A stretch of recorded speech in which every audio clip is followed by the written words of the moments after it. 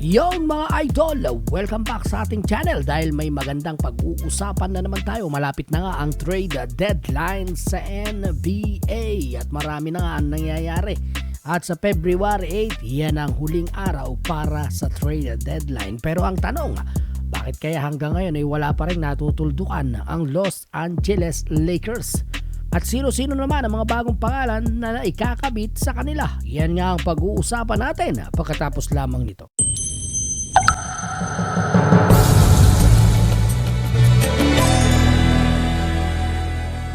Ayon sa report mga kaboltok, si Jared Vanderbilt ay may sa-sideline hanggang 1 buwan dahil sa injury nito sa paa. Ang good news nga ay negative daw ang x-ray niya sa paa. Pero hindi naman ibig sabihin ay makakapaglaro na agad dahil baka daw mauwi ito sa season-ending injury.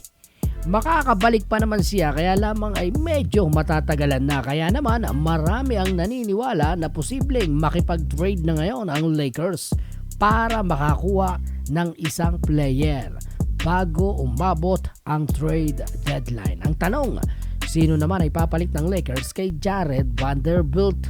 At bakit hanggang ngayon ay wala pang natutuldukan ang Lakers sa trade? Sa ngayon mga kaboltok, ang matunog na pangalan ay si DeJounte Murray ng Atlanta Hawks.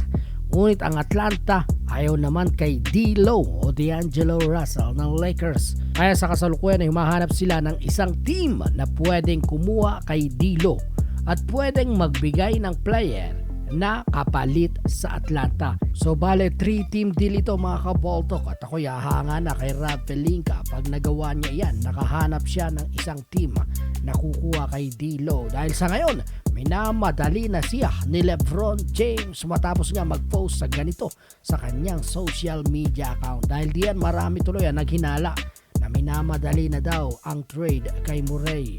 O kaya naman bilang na ang oras ni LeBron sa Lakers. Ngunit ang pag-alis niya sa Lakers ay agad namang pinabulaanan ng kanyang agent na Clutch Sports. Wala daw katotohanan ang trade kay LBJ. Pero maliban kay DeJounte Murray, mga kaboltok, kailangan din natin tutukan ang mga pangalan nila Tyus Jones ng Wizards, Marcus Smart ng Memphis, Malcolm Brogdon ng Portland at Bruce Brown ng Toronto Raptors. Silang lahat ay sinusubukan kuhain ng Lakers at tinasa na baka sa susunod na araw ang isa sa kanila ay masungkit ng LA Lakers.